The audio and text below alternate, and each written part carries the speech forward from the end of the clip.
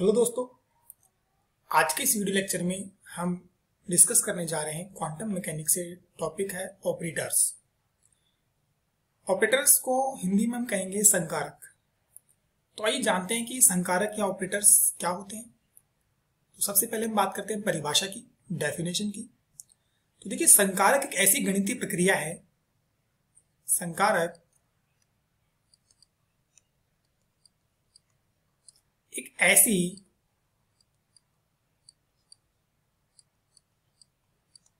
गणितीय प्रक्रिया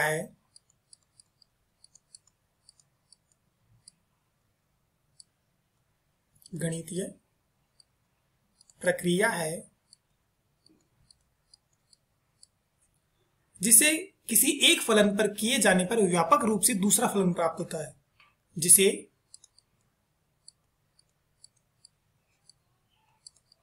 किसी एक फलन पर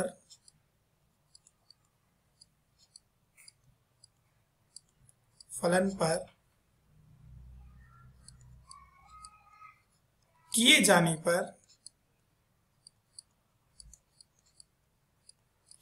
पर व्यापक रूप से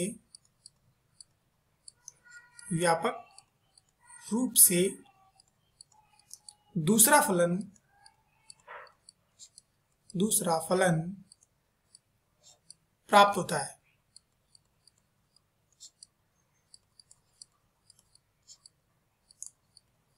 ठीक है दोस्तों, ये हमारी परिभाषा है संकारक की या ऑपरेटर की।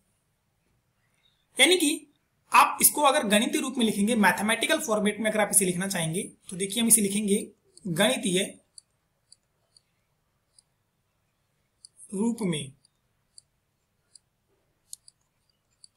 तो देखिए, गणितीय रूप में हम इसे कैसे लिख सकते हैं कि क्या होता है एक ऑपरेटर या संकारक। जैसे कि मान लीजिए हमारे पास कोई फलन या कोई फंक्शन साइन है, ठीक है, और इस फलन या फंक्शन पर अगर हम कोई संकारक ए इस प्रकार परिभाषित करते हैं कि हमें कोई दूसरा फलन जो है यहां पर मिल जाता है। यानी कि यहां पर एक संकारक जो है वो अप्लाई करने पर या प्रयुक्त करने पर जो है हमें दूसरा फलन मिल रहा है। ये हमारा पहला फलन है ना, और ये हमारा दूसरा फलन है। तो एक फलन पर कोई संकारक अप्लाई करने पर हमें दूसरा फलन मिल रहा है। तो यहां पर ये जो गणितीय जो ये फॉर्मेट है, ये जो गणितीय संक्रिया है, यही क्या है दोस्तों, संकारक कहलाती है। ठीक है, यानी कि संकारक एक ऐसी गणितीय प्रक्रिया है जिसे किसी एक फलन पर किए जाने पर व्यापक रूप से दूसरा फलन प्राप्त होता है। यहाँ पर साइन जो है वो एक फलन है और उस पर हमने जो है एक संकारक, एक गणितीय प्रक्रिया अप्लाई की जिससे हमें दूसरा फलन जो यहाँ पर प्राप्त हुआ है। ठीक है दोस्तों, अब हम बात करते हैं यहाँ पर कोई भी हम यहाँ पर फलन ले रहे हैं और उस पर हम जो है कोई गणितीय प्रक्रिया अप्लाई कर रहे हैं, यानी कोई संकारक अप्लाई कर रहे हैं। तो यहाँ पर हम फॉर एग्जाम्पल के लिए देखिए कोई फलन लेते हैं। फॉर एग्जाम्पल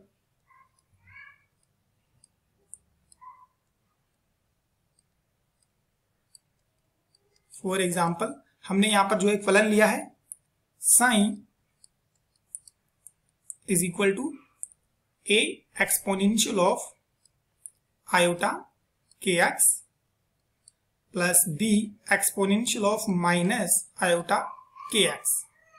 ये हमने फलन लिया है और हम यहां पर संकारक जो है वो ले रहे हैं ए संकारक, ए ऑपरेटर भी इसे आप कह सकते हो। ये संकारक है डेल बाई डेल एक्स, यानी कि x के रेस्पेक्ट में हमें यहां पर क्या करना है, इस फलन का अवकलन करना है, डिफरेंशिएशन करना है। यही क्या है, गणितीय प्रक्रिया है और यही गणितीय प्रक्रिया क्या कहलाती है, संकारक कहलाती है। अगर हमें यहां पर दूसरा फलन मिल जाता है तो देखिए, अगर हम यहां पर ऑपरेटर ए को या संकारक ए को जब फलन साइन पर प्रयुक्त कर रहे हैं तो इसे कुछ इस तरीके से लिखेंगे, del by del x A exponential of iota k x plus B exponential of minus iota k x.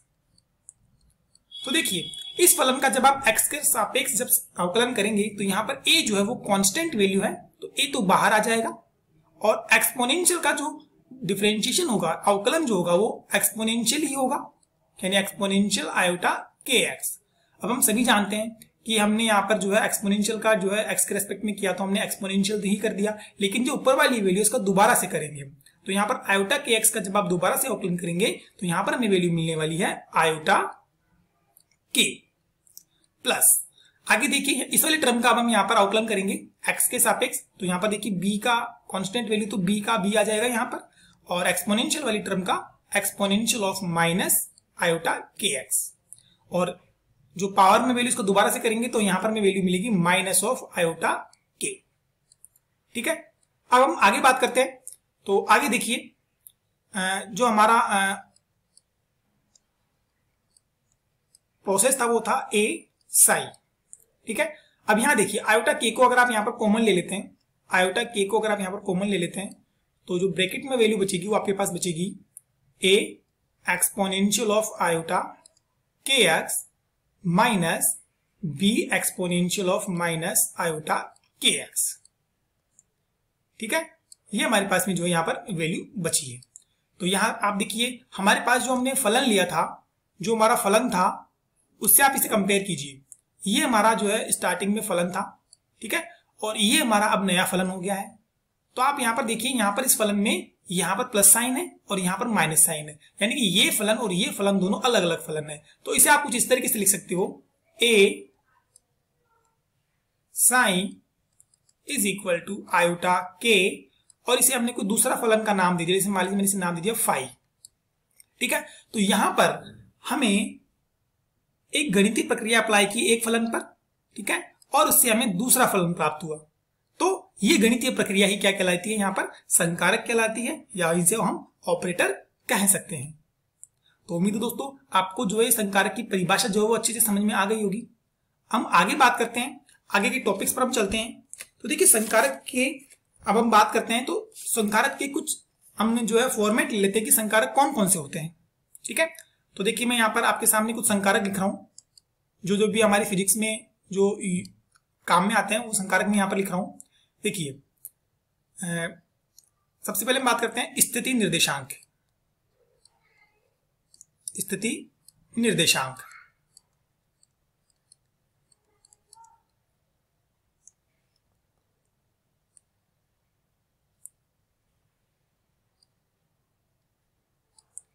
स्थिति निर्देशांक या फिर इसे हम बोल सकते हो पोजीशन।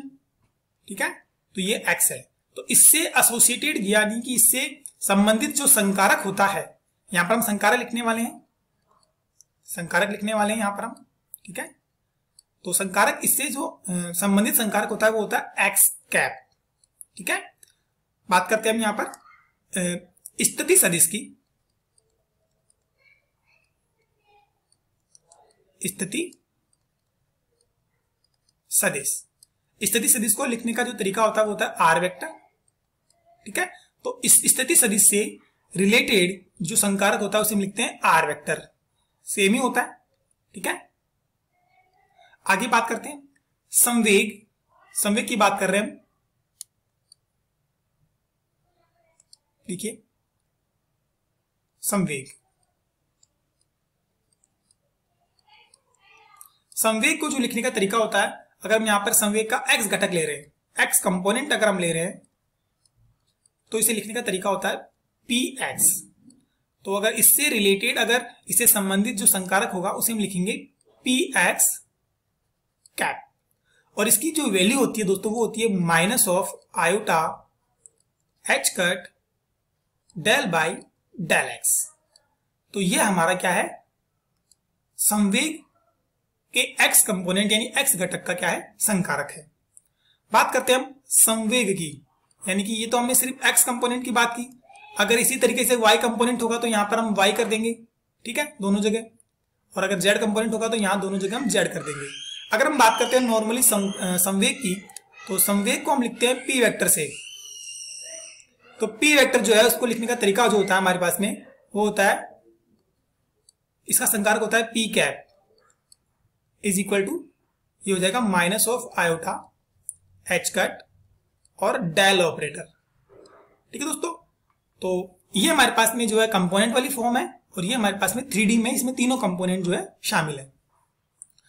दोस्तों हम बात करते हैं यहां पर कुल ऊर्जा के संकारक की। तो कुल ऊर्जा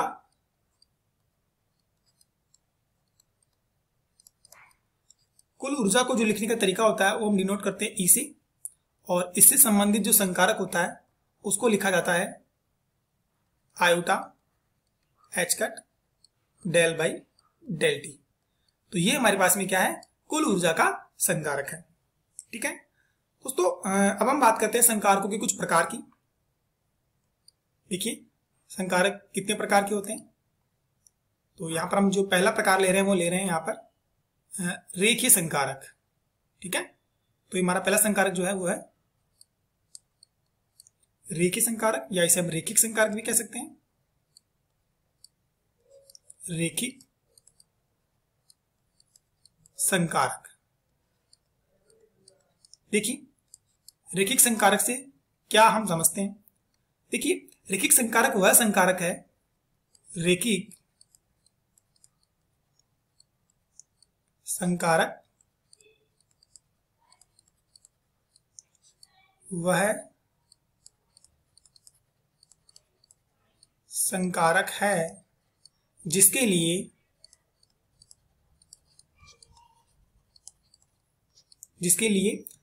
अगर मान लीजिए आपके पास में कोई संकारक या ऑपरेटर ए है, ठीक है, और इसे आप दो फलन साई1 और साई2 के एडिशन पे अप्लाई कर रहे हैं, ठीक है, एक साथ, तो आप इसे कुछ इस तरीके से लिख सकते हैं कि आप इन्हें दोनों पर अलग अलग अप्लाई करके भी ऐड कर सकते हैं। ठीक है, तो ये जो आपके पास में संकारक ए है, इस कंडीशन में ये संकारक जो है रेखिक संकारक कहलाएगा। और यहाँ पर जो आपके पास में फलन साई1 और साई2 है, ये दोनों अलग अलग फलन है। ठीक है, तो किसी भी रेखिक संकारक में कौन कौन से जो है गुण आपके पास में जो है होने चाहिए। देखिए या तो ये इस फॉर्मेट में हो कि आप इन्हें दोनों पर अलग अलग अप्लाई कर सकते हो, या फिर जैसे मान लीजिए कोई फलन साई1 है ना, और इस पर जैसे मान लीजिए यहाँ पर कोई जो है नियत वैल्यू जो है ए का गुना हो रहा है, और कोई दूसरा संकारक फलन बी है, साई2 है, और इस पर आप जो है एक नियत वैल्यू से इसको गुना कर रखा है आपने बी से। अगर इस पर भी अगर आप कोई ऑपरेटर या गणितीय प्रक्रिया अप्लाई करते हो तो यहाँ पर आप ए को अलग कर दोगे, ठीक है, और आप ऑपरेटर को फलन साई1 पे अप्लाई कर दोगे, कांस्टेंट वैल्यू को फिर से अलग कर दोगे यहाँ भी, और फिर से जो है यहाँ पर ऑपरेटर को आप फलन साई2 पर अप्लाई कर दोगे। तो इस तरीके के जो ऑपरेटर होते हैं दोस्तों, उन्हें हम क्या कहते हैं, उन्हें हम कहते हैं रेखिक संकारक। ठीक है, तो ये हमारे पास में रेखिक संकारक हो गया। ठीक है, यही परिभाषा है रेखिक संकारक की, कि वह संकारक जिसके लिए ये प्रतिबंध और ये वाला प्रतिबंध जो है दोनों संतुष्ट होते हो, ऐसा संकारक रेखिक संकारक होता है। अब दोस्तों हम बात करते हैं रेखिक संकारक के गुणों की, कि रेखिक संकारक में कौन कौन से गुण जो है वो होने चाहिए। देखिए गुण, कि किसी रेखिक संकारक में कौन कौन से जो गुण है वो होने चाहिए। तो हम पहले गुण की बात करते हैं यहाँ पर। तो किसी रेखिक संकारक में जो गुण होना चाहिए, वो पहला गुण कौन सा है। देखिए पहला गुण है दो फलनों के योग पर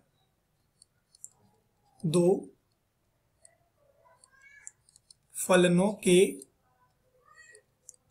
योग पर दो फलनों के योग पर किसी संकारक से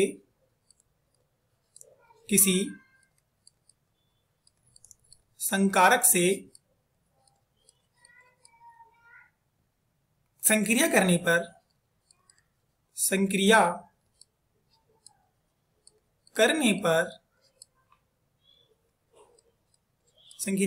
पर जो परिणाम प्राप्त होता है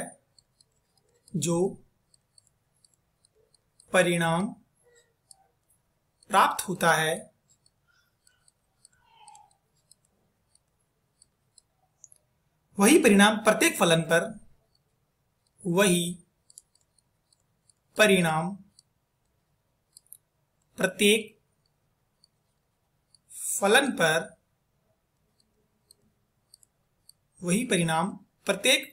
पर उसी संकारक से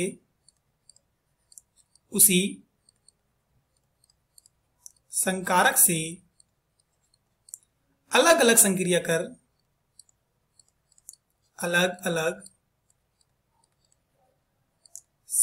कर प्राप्त फलनों के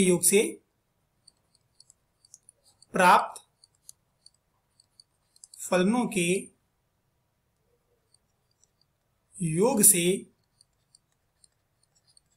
आना चाहिए।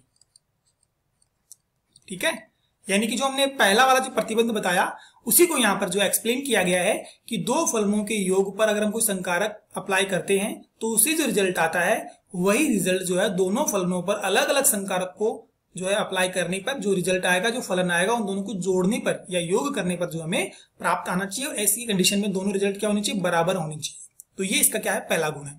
बात करते हैं इसके दूसरे गुण की। तो देखिए इसका दूसरा गुण क्या है। दूसरा गुण हमारे पास में है कि किसी फलन के नियतांक गुणक, किसी फलन के नियतांक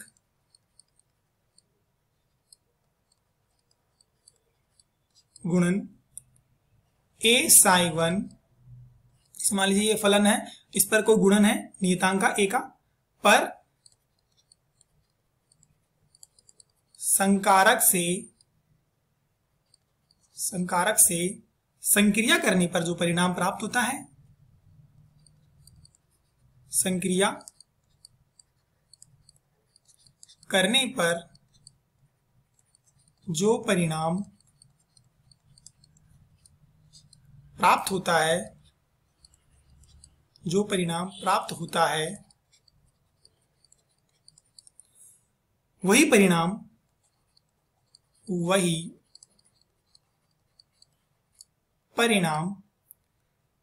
फलन पर संकारक से, वही परिणाम फलन पर संकारक से संक्रिया कर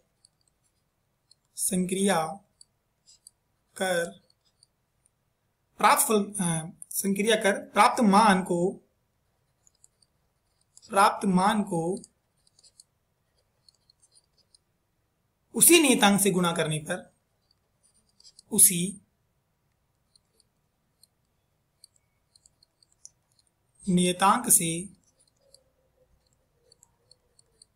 गुणा करने पर प्राप्त होना चाहिए,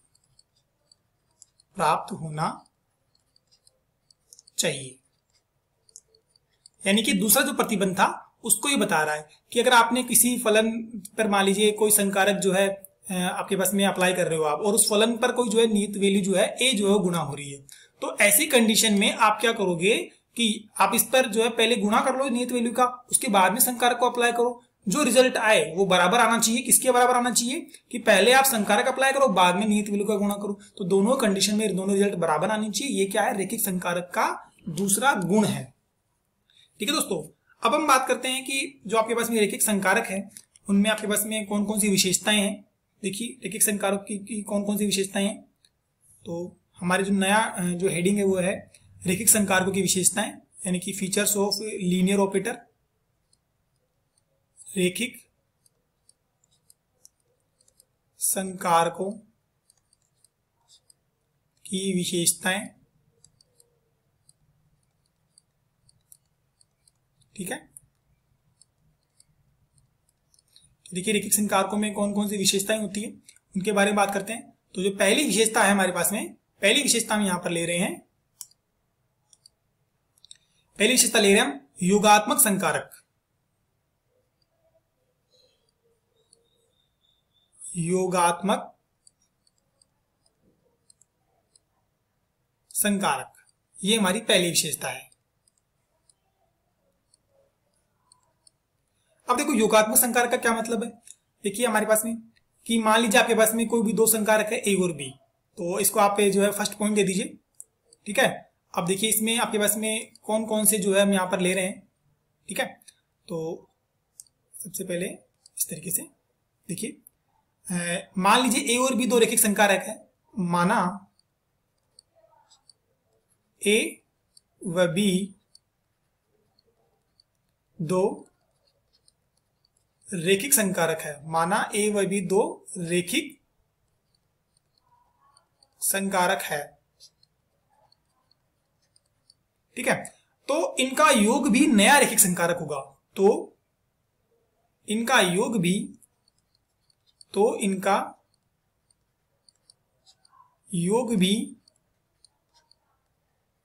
रेखिक संकारक होगा। यानी कि अगर ए और बी अगर रेखिक संकारक है तो उनका योग भी क्या होगा, रेखिक संकारक होगा। अगर दो ऑपरेटर लीनियर हैं तो उन दोनों का एडिशन भी क्या होगा, लीनियर ऑपरेटर होगा। यानी कि ए ऑपरेटर और बी ऑपरेटर जो है, अगर ये दोनों आपके पास में क्या है, लीनियर है, और इन्हें आप किसी फलन साइन पर अप्लाई कर रहे हो, ठीक है, तो इन्हें आप इस तरह से लिख सकते हो, साइन को दोनों पर अलग अलग करके भी आप क्या कर सकते हो, ऐड कर सकते हो। ठीक है, तो ये क्या है, ये हमारे पास में गुण हो गया योगात्मक संकारक का गुण, ये पहला गुण है। इसके अलावा दूसरा गुण क्या है, देखिए इसका दूसरा गुण आपके पास में है, दूसरा गुण आपके पास में है, इसे आप क्रम विनिमय का जो है गुण भी कह सकते हो। तो यहां पर देखिए इसमें क्या होता है, वही हमारे पास में ए और बी दो संकारक है, तो ए और बी दो संकारक मान लीजिए हमारे पास में ये है, और इन ए और बी संकारक पर आपको जो आपने जो इनके योग को जो आपने किसी फलन पर अप्लाई किया, तो आप इसे जो है बी और ए के योग पर भी अप्लाई कर सकते हो। ठीक है, यानी कि यहाँ पर क्या है, क्रम विनिमय नियम का पालन हो रहा है कि यहाँ पर संकारक जो ए और बी का जो योग है, संकारक ए और बी का जो योग है ये बराबर है संकारक बी और ए के योग के। ठीक है, तो ये क्या है, हमारे पास में क्रम विनिमय नियम का पालन करते हैं। कौन करते हैं, योगात्मक संकारक या फिर रेखिक संकारक आपके पास में जो है ये क्रम विनिमय नियम का पालन करते हैं। तो यहाँ पर आप नोट करके लिख सकते हैं, नोट हम लिखेंगे यहाँ पर, जो नोट हमारे पास में वो रहेगा कि जो रेखिक संकारक होते हैं वो योगात्मक नियम का पालन करते हैं। रेखिक संकारक, रेखिक संकारक क्रम विनिमय, क्रम विनिमय, हाँ ये ध्यान रखिए योग में ही करते हैं, ये रेखिक संकारक क्रम विनिमय नियम का पालन योग संक्रिया में करते हैं या योगात्मक रूप में करते हैं, योगात्मक रूप में करते हैं। यानी जब इनको योग करोगे आप तो ये क्या करेंगे, क्रम विनिमय नियम का पालन करेंगे। अब हम बात करते हैं यहाँ पर गुणात्मक जो आपके पास में संकारक है उनकी बात करते हैं यहाँ पर। तो जो हमारा सेकंड पॉइंट रहेगा वो यहाँ पर क्या रहेगा, वो रहेगा हमारे पास में गुणात्मक। देखिए बी, ये हमारे पास में हो गया गुणात्मक। अब देखिए गुणात्मक संकारक कौन कौन से होंगे, तो वही हमारे पास, मान लीजिए कोई ए और बी दो संकारक है। ठीक है, माना हम यहां पर मान रहे हैं ए व बी क्या है, कोई दो रेखिक संकारक है। ए और बी क्या मान लिया हमने, कोई दो रेखिक संकारक है, ऐसा हमने मान लिया है। ठीक है, अब इन दोनों का अगर आप गुणा करते हो, इन दोनों का अगर आप गुणा करते हो, ए और बी दोनों का गुणा करते हो, तो देखिए मैंने ए और बी दोनों का गुणा किया। ठीक है, तो ए और बी दोनों का गुणा करने पर हमें कोई तीसरा संकारक मिलेगा। ठीक है, और इसके बाद हम बात करते हैं यहां पर कि अगर मान लीजिए आप बी और ए का गुणा करते हो, अगर मान लीजिए आप यहां पर बी और ए का गुणा करते हो, तो बी और ए का गुणा करने पे हमें जो संकारक मिलेगा वो सी नहीं होगा, वो डी होगा। यानी कहने का मतलब ये हो गया कि ए और बी का जो गुणा है, दोनों संकारकों का जो गुणात्मक जो आप यहाँ पर कर रहे हो, ए और बी का जो गुणा है ये बी और ए के गुणा के बराबर नहीं होगा। यानी कि गुणात्मक रूप से ये क्रम विनिमय नियम का पालन नहीं करते हैं। इस बात का हमें यहाँ पर ध्यान रखना है। तो यहाँ पर हम नोट करके लिख लेंगे, नोट लगा के हम इसे लिख लेंगे, नोट, इसे लिखेंगे हम नोट लगा के कि रेखिक संकारक, रेखिक संकारक गुणात्मक रूप में क्रम विनिमय नियम का पालन, क्रम विनिमय नियम का पालन, क्रम विनिमय नियम का पालन नहीं करते हैं। यानी कि ए और बी का गुणा बी और ए के गुणा के बराबर नहीं होता है। ऐसा रेखिक संकारकों में कब होता है, जब आप उनके मध्य गुणा करते हो। ठीक है।